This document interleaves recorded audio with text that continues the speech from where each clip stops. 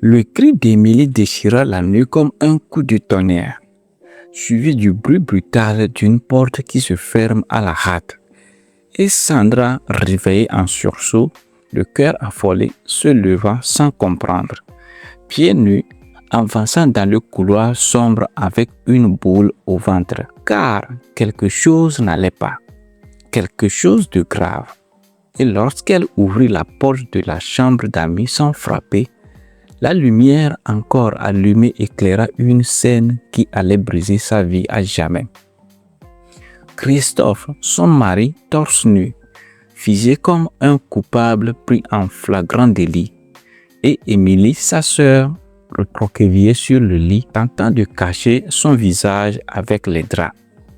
Leurs regards se croisèrent dans un silence lourd, étouffant, et en une fraction de seconde, Sandra comprit tout sans qu'un seul mot ne soit prononcé. Son monde venait de s'effondrer sous ses yeux, sans explication, sans pitié. Sandra et Christophe formaient pourtant un couple que tout le quartier admirait. Mariés depuis 8 ans, ils vivaient dans une villa moderne et élégante dans un quartier chic d'une grande ville. Christophe était un directeur régional influent dans une grande multinationale de communication, toujours impeccable, respecté et admiré pour son intelligence et son leadership, tandis que Sandra était une entrepreneure à succès, propriétaire de plusieurs boutiques de mode haute de gamme et d'une marque reconnue qui attirait une clientèle aisée. Connue pour son élégance, sa détermination et son sens des affaires, ils avaient construit une vie luxueuse, stable en apparence, entourée de confort et de prestige.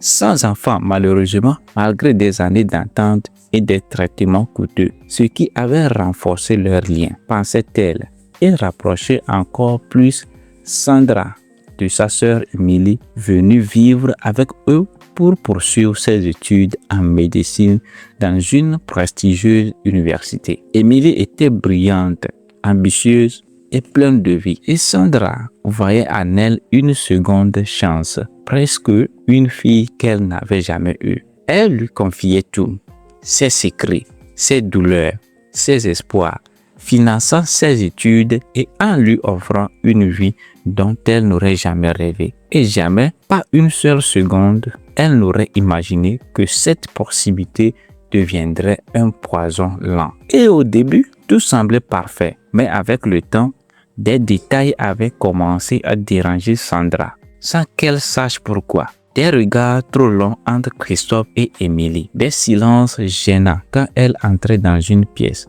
des conversations qui s'interrompaient brusquement. Elle se disait que c'était son imagination, qu'elle devait paranoïque à cause de la pression de ses responsabilités et de son désir inassouvi de maternité. Mais au fond d'elle, une petite voix insistait, une voix qu'elle essayait d'étouffer, jusqu'au jour où elle remarqua que Christophe passait de plus en plus de temps sur son téléphone, souriant seul, protégeant son écran comme un secret précieux, et que Émilie, elle, devenait distante, évitait son regard, trouvant toujours une excuse pour sortir ou s'isoler. Sandra commença alors à observer discrètement, sans faire de bruit, notant chaque détail, chaque incohérence et vérifier les horaires, les appels, les messages visibles. Et un soir, alors que Christophe prenait sa douche après une longue journée de réunion, elle sentit son cœur s'emballer, comme guidée par une force qu'elle ne contrôlait plus. Elle prit son téléphone, hésita quelques secondes, puis entra le code qu'elle connaissait depuis toujours. Et c'est là qu'elle vit tout, les messages, les photos, les mots d'amour, les promesses, les rendez-vous secrets dans des hôtels luxueux et même des souvenirs qu'ils avaient partagés dans sa propre maison, sur son propre lit. Pendant qu'elle était occupée à développer son empire et assurer leur avenir. La découverte ne fut pas immédiate comme une explosion, mais lente, progressive.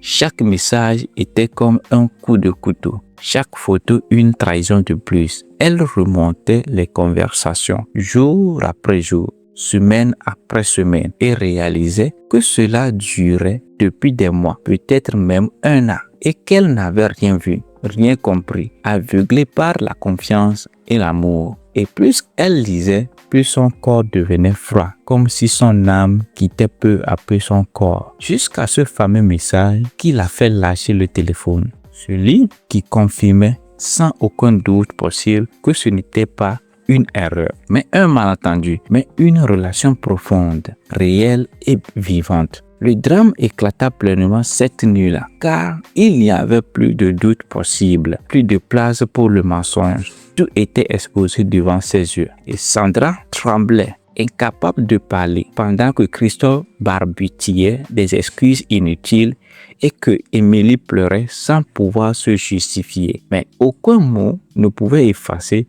ce qu'elle venait de voir. Les conflits deviennent violents, pas physiquement, mais émotionnellement.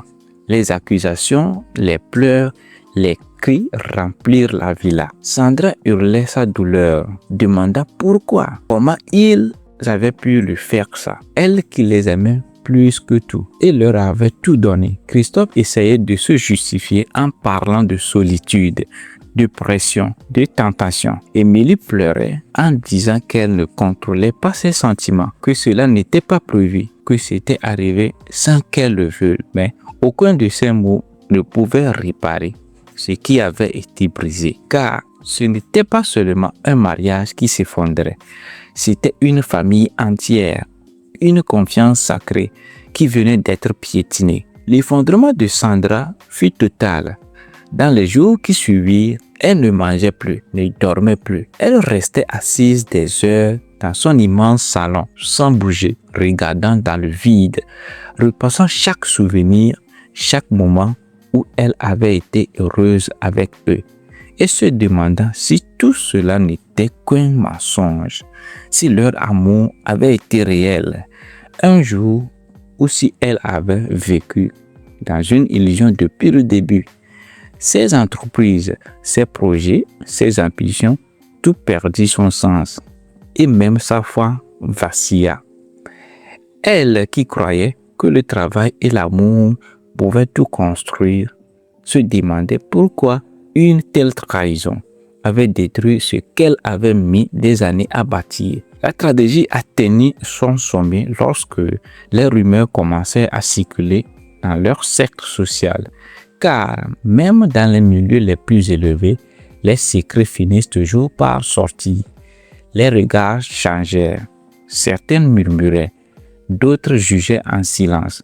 Et Sandra, déjà brisée, devait en plus porter le poids du regard des autres, pendant que Christophe quittait la villa pour aller vivre dans un appartement luxueux et que Émilie disparaissait, interrompant ses études en retournant chez une tante dans une autre ville, laissant derrière elle un scandale et une douleur impossible à effacer.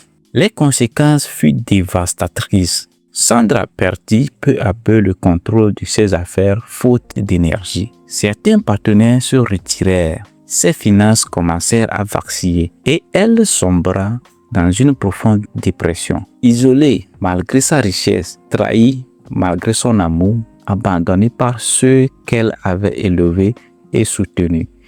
Et un soir, alors que la ville brillait de mille lumières derrière ses grandes baies vitrées, elle prit une décision qui changea tout. Elle écrivit une lettre courte mais déchirante dans laquelle elle exprimait sa douleur et son incapacité à continuer. Et elle tenta de mettre fin à ses jours. Heureusement, un employé de la maison, inquiète, intervient à temps et la sauva. Mais cet acte marqua un point de non-retour. Car même si son corps survécut, quelque chose en elle était définitivement mort. La fin fut tragique d'une autre manière, car Sandra ne retrouva jamais vraiment la femme forte et brillante qu'elle était avant. Elle continuait à vivre, oui, mais comme une ombre dans le luxe, portant en elle une blessure invisible que rien ne pouvait guérir complètement.